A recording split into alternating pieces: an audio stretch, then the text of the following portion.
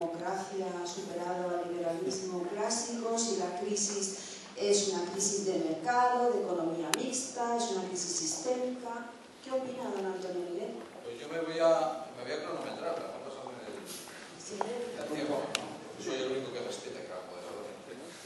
Ya estamos como en el campo. Y además yo soy de la Atlético de Madrid.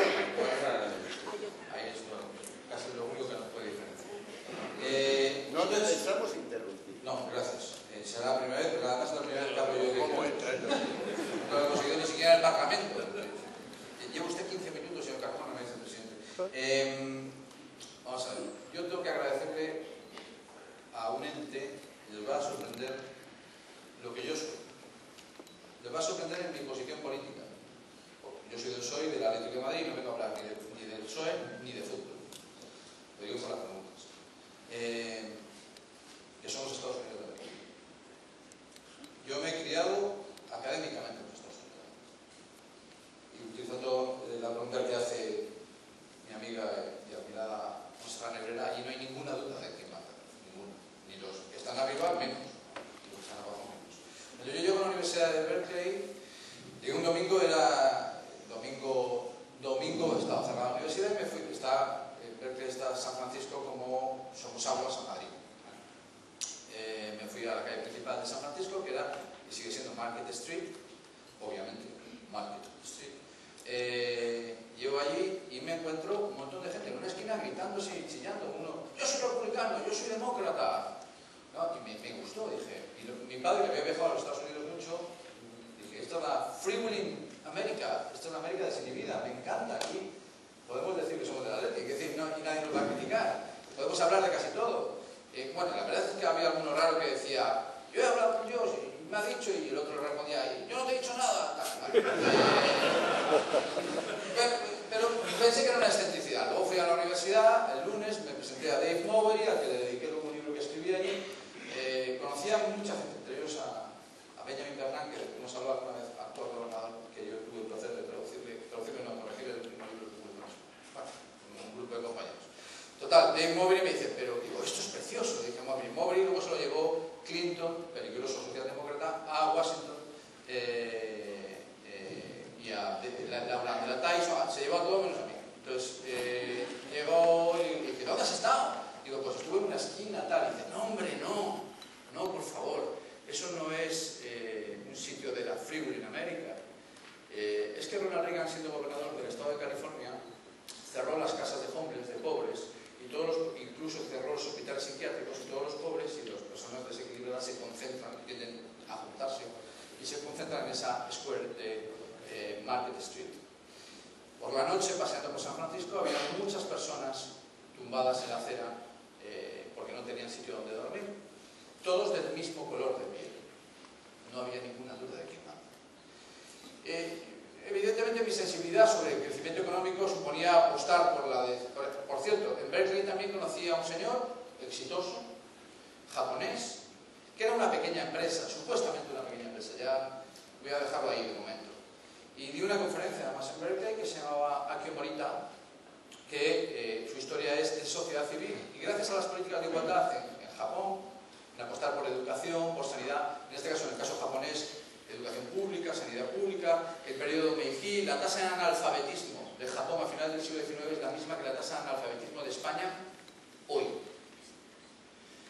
Y de ahí nació Akio Morita, de esa educación, de esa fuerza como nación, que es la educación pública y sanidad, y también puede ser privada, pero el caso es que sea educación y que sea sanidad. Entonces, el caso es que él hizo ingeniería, hizo física, y cuando se declaró la Guerra del Pacífico, la Guerra del Pacífico empezó en el 37 con China, pero luego con los Estados Unidos de América, en el 41, diciembre, si no recuerdo mal, Akio Morita se enroló en el ejército, y después de enrolarse en el ejército, el tipo, como veían que iba como era físico y ingeniero de telecomunicaciones, de radiotelegrafista, en España estaría quedando patatas, ¿no? Entonces, se hizo, como veía que perdían la guerra, se hizo kamikaze, ¿os acordáis de los kamikazes? Y cuando el día que le iban a lanzar contra un portaaviones norteamericano, siendo kamikaze, a Akio Morita, fundador de una pequeña empresa japonesa, el día que iban a lanzar, declararon la paz corriendo los japoneses, después de este gran ejercicio por los derechos humanos que hicieron los norteamericanos en Hiroshima y en Nagasaki, ¿no? ¿Qué ocurre entonces? Que él inmediatamente se fue deprimido. Aquí nadie se va deprimido a su casa porque Iñaki Urdangarín hiciera lo que hiciera, pero él se fue deprimido, pobre, mi emperador, se dejó barba y se fue hasta el sótano de su casa. En el sótano de su casa su madre le bajaba, montaba él en la conferencia que nos dio Valium y tacitas de consomé, decía. Y entonces, como no sabía hacer otra cosa, hizo lo que llamamos pomposamente los economistas ingeniería inversa, que era montar y desmontar transistores. El transistor es un invento norteamericano, por lo tanto, no japonés. Entonces él lo que hizo fue hacerlo mejor. Y montó una pequeña tallercillo en el sótano de su casa y vendía transistores. Primero se los regalaba a sus familiares, después se los regalaba a sus vecinos, después al resto de Tokio. Montó una pequeña compañía que así la conocí yo en Estados Unidos, que se llama Morita Co. Morita Company. Este es sociedad civil también. Y los que están tumbados en San Francisco son sociedad civil. Tenemos que tener un punto también de generosidad para pensar que cuanto más rememos, antes llega el barco al final del puerto. No solamente aquellos que podamos estar más o menos formados, sino también aquellos que cuanto más seamos formados, más vamos a avanzar, obviamente, ¿no?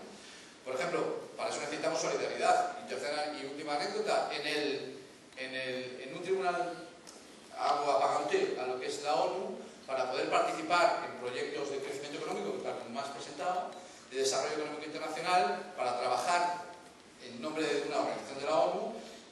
Nos contrataron a algunos profesores para que fuéramos miembros del tribunal, un catedrático mío, un compañero y yo. Había que hacer una pregunta sobre solidaridad, porque era un proyecto de solidaridad, y sobre economía. Mi catedrático preguntaba sobre economía, y yo dije, pues voy a preguntar yo sobre economía, pregunto sobre solidaridad. Y entonces, ¿usted dónde ha estado? Dice, yo estoy en proyectos de cooperación en Nigeria. Digo, ¿cómo se dice gracias en Nigeria? No sabía. Digo, o usted es mal educado o no ha estado nunca en Nigeria. Y hubo uno que me acuerdo que decía, yo acababa de estar dando clases en la Universidad de Mozambique, de doctorado en macroeconomía a los profesores de ahí, y me dice, he estado en Sudáfrica cuando los Zulus, ayudándote. ¿Cómo se dice gracias en Zulu? No sabía. Yo lo sabía. Le dije, en Guillabonga. Si me quedo así mirando, pues se me insultara, ¿no? Es decir, que muchas veces no existe ese impulso de solidaridad del que habla Monse. El individuo es un individuo que debe participar en lo público. ¿A ustedes les extraen el máximo valor añadido de lo que pueden aportar a esta nación? Yo creo que no. Aquellos que al millón, por ejemplo, no quiero ponerme exagerado, al millón de pobres que existen en la Comunidad de Madrid, ¿les extraen acaso el valor añadido que pueden aportar? Yo creo que no. A lo mejor a nosotros hasta sí, a lo mejor nos extraen demasiado o nos pagan demasiado, pero a ustedes les extraen. Yo creo que hay que devolverle la sociedad a la gente. Los conservadores no piensan así. Bueno, conservadores como en España, ¿no? Un diputado del SPD alemán, del Partido Laborista Británico me preguntaba por qué los conservadores españoles se llaman liberales. La verdad es que no supe responder. Pero, ¿qué tenemos que hacer para que haya una sociedad civil que aporte cada vez más? Que se limiten las condiciones sociales adversas, que se limiten las condiciones personales, condiciones sociales adversas como la pobreza, o las condiciones personales adversas como una discapacidad. En una sociedad así todos podemos aportar, no solamente los que más podéis aportar, que probablemente sea mucha gente que están aquí, sino aquellos que parece que no pueden aportar. Por eso de repente las redes sociales lo rompen todo. Y de repente aquellos que no tienen por qué estar muy formados participan en el proceso y desequilibran todo. Y a mí me alegra tanto que desequilibren todo. ¿Por qué? Porque rompen completamente y aquellos que son más innovadores pueden participar. Y mis alumnos pueden participar en pie de igualdad que Daniel, en pie de igualdad que Mario, en pie de igualdad que yo. Y a lo mejor en una red social se demuestra que yo estoy diciendo una idiotez y mi alumna, que anda por ahí con su hermana, está diciendo una cosa muy sensata. Por lo tanto, eso viene muy bien. Y esto ayuda a la democracia directa. Los partidos políticos, los sindicatos, o si queréis, mejor, las organizaciones patronales, que son de democráticas, tienen lo mismo que yo de arzobispo de Toledo. Y no quiero que se me ofenda mi amigo Arturo Fernández, no sé si andará por aquí, pero todo eso, ¿cómo se rompe? ¿Cómo hacerlas? ¿Son participativas? No. ¿Son participativos los partidos políticos? Por favor. Por favor. Y yo soy ahora miembro del Comité Federal. Por favor, sí, por favor. Por favor, no. Es decir, ¿por qué? Porque son estructuras completamente colapsadas como las instituciones que se alimentan a sí mismas. ¿Y cómo se rompe eso? Con democracia. Y se ve como disolvente, como condición necesaria pero insuficiente. Termino. Como condición necesaria pero insuficiente. Por ejemplo, lo que han hecho los socialistas franceses, que lo que han hecho ha sido, para elegir a su candidato, democracia, y de que han votado 2,5 millones de franceses. 2 millones y... Eso es sociedad civil, ¿no? 2,5 millones de franceses. Lo puede hacer también el Partido Conservador, otra cosa que no lo haya hecho. pero lo puedo hacer también. Y así romperíamos con democracia y participación, eso sí, dándole la oportunidad a todo el mundo, que ahora las redes sociales le van a dar esa oportunidad. Termino con dos cosas. De todas aquellas personas de color que vi en Market Street, 20 que sí, 20 y tantos años después, el presidente de los Estados Unidos es de color. Esto es un avance. Yo creo que a quien hay que financiar es a mis alumnos. Si veis el presupuesto general del Estado, no son los partidos políticos, ni los sindicatos, son las grandes corporaciones, las grandes empresas, las que tienen las grandes subvenciones en este país. Cosa que desde la ley Sherman está muy limitada. Acabo en 30 segundos. Como por ejemplo, ¿cómo solucionaríamos? Devolviéndole la sociedad a la gente para que aporte su valor añadido y financiando, por ejemplo, a mis alumnos que quieren montar una pequeña empresa. Eso es algo como Akio Morita. Por cierto, Akio Morita luego prosperó. Le dijeron en Estados Unidos que llamándose Morita Company no se iba a comer ningún rosco, porque el nombre no era comercial, y cambió el nombre asesorado por un norteamericano experto en marketing y lo llamó Sony. Tiene 200.000 trabajadores. Eso es la sociedad civil aplicada a un país como Japón en ese caso. No tengo nada más que decir, alguna cosa. En Villabuena.